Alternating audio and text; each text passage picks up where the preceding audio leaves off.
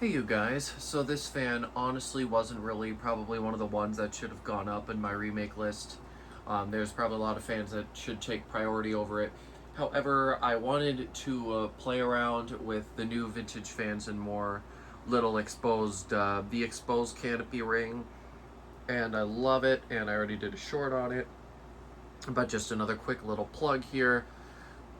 If you go check out the channel over called Vintage Fans and More, and then you go to the website. He's got it linked on there somewhere. I think it might just be vintagefansandmore.com or vfandm.com, something like that.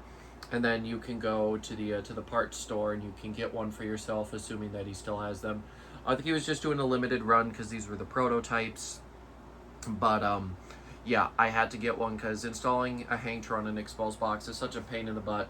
So basically, you just put it right above the crossbar, and then it just makes it a lot easier. Basically, your hang true can go up to this, because otherwise what happens is, because this is hollow, it just keeps snuggling up closer and closer to the electrical box, and it basically makes the space you have to work with like non-existent. And with the recall clip, you can't even get it in there, so you have to start it loose, place it in, and then use a L-shaped screwdriver, a really stubby one, to get up there. But usually the stubbies don't even turn the screws very well because of all the weight resting on them. So it's horribly inconvenient. And every single Casablanca fan you've seen, I have absolutely despised putting up and hated. So this has made it so much easier. Anyways, with that out of the way, we might as well jump on into this here. So this is a Panama 5 from 1989 here in antique brass. This is a gallery edition model. And it did not actually come with the standard glass that you would expect to see with a gallery edition Panama. Oh, you'll also notice I did actually install the hatch for the first time in like ages. It was so much easier now I had to do it. And then it obviously is using the W11. I don't remember if I mentioned, even though it would have been like 5 seconds ago, but it's from 1989. The year with the absolutely horrible flywheels. And yeah, I know some people who are in the fan repair business, and they say that 1989 flywheels, it's not a matter of if they're gonna break, it's a matter of when they're gonna break. So I will have that to look forward to down the line. Anyways, might as well go ahead here and plug it in. Make sure it's set right. All right, go ahead and turn on power. I'll attempt demo mode. I'll see if I can get it to work here. Yep, there we go. Fan is doing demo mode now. I'm glad that I got it to work. It is quite interesting. One thing I didn't totally notice with these is that when you're running the light bulbs on dim, it's actually got quite a bit of a noise to it. The light bulbs do. I've never really noticed that, but these are dimmable bulbs and they are incandescent, so no problem there. And boy, this light kit is actually pretty bright.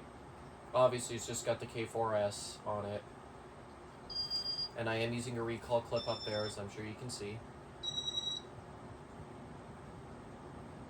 And you can see here right away, wobble is worse than it was before, but still not that bad.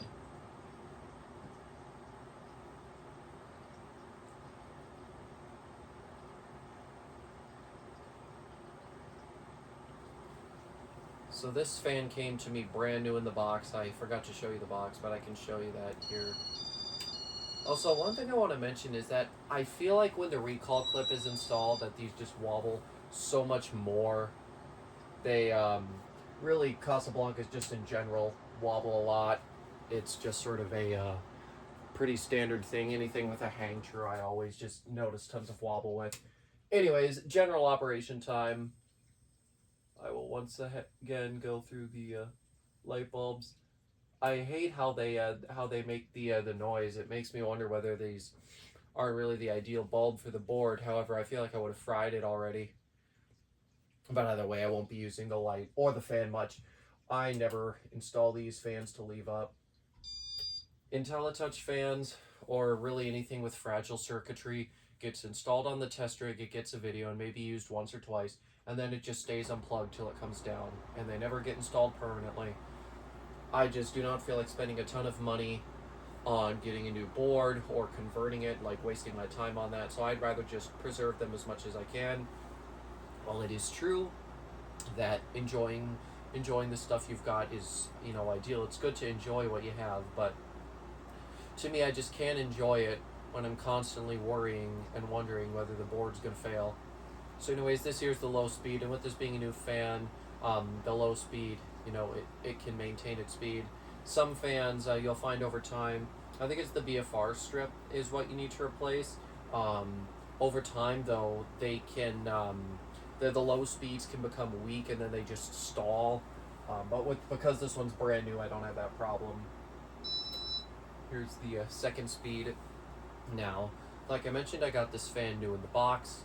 Believe it or not, it came out of the trash. I know it's a real shock, but it's true. This fan came to me from the trash, brand new in the box, and I do have the original glass it came with as well. This isn't it, but I didn't want to take out the other glass, and this glass I had here. This was on the Columbia 2 when I got it, and I figured I'd throw it on here.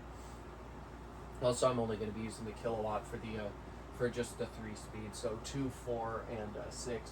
So we're drawing 0.29 amps, 35.2 watts, and the whole power factor. Go ahead and take it up to the 3rd speed.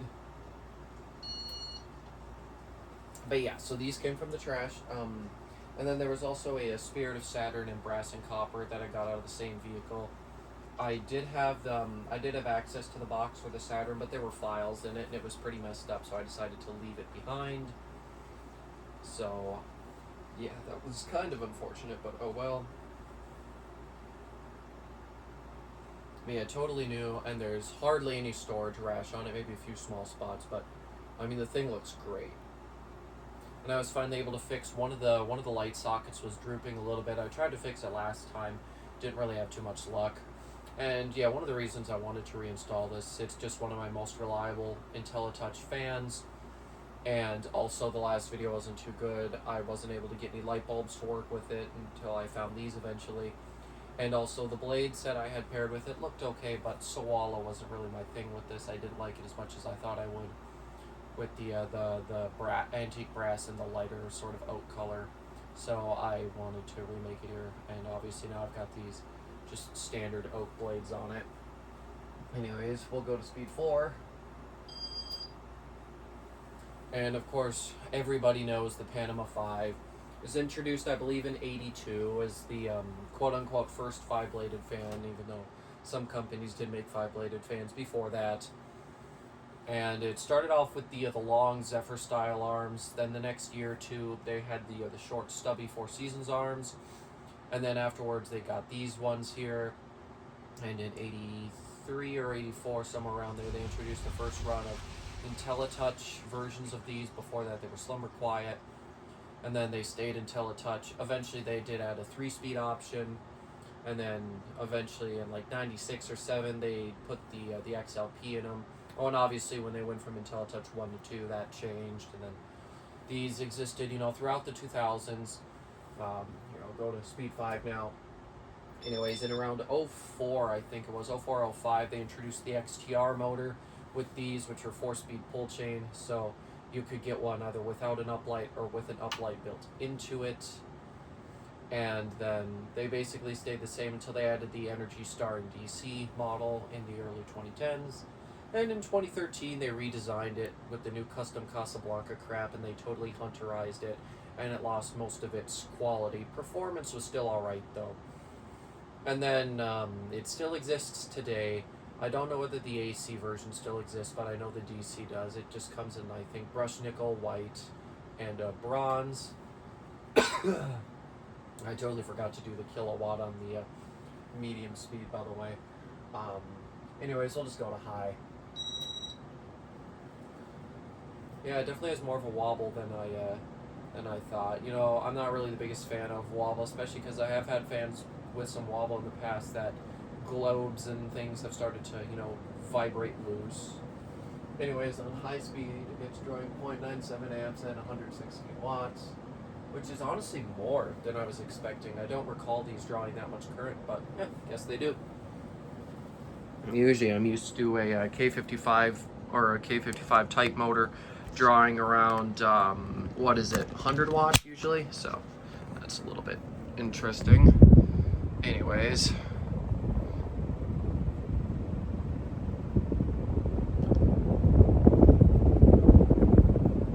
there's the close up there, so you can hear some of the lovely little bit of a wind noise there. And sorry that the edge of the blades were just barely out of the frame there. I don't think that's worth really remaking the video for, so I'm just gonna leave it. You guys can see most of it. That's all that really matters. Anyways, let's go ahead now and shut it off. And also kill the power. And I might as well unplug it too. Don't know how long spin down is going to be. With this being a brand new fan and only being used twice, I'm not too sure really what to expect out of it. And I think the fan was in frame, but now it's moved again. I guess this tripod keeps wiggling, or my phone is wiggling in the mount a little bit. But it happens. These videos aren't going to be perfect, and I don't try and make them perfect. Not when I've got, you know, this sort of background here. You know, it's not ideal for making videos. I mean, the ideal situation would be proper lighting, just specifically to light up the fan, and, you know, a nice backdrop. But since that's not really feasible in this space, I just do my best to make it look good without putting too much effort in. Surprisingly, spin down's actually longer than I thought it would be. But yeah, I could not believe it when I found this thing in the trash. I first go over and I see the damaged Saturn box, and I'm like, oh yeah, these people, they've got good taste.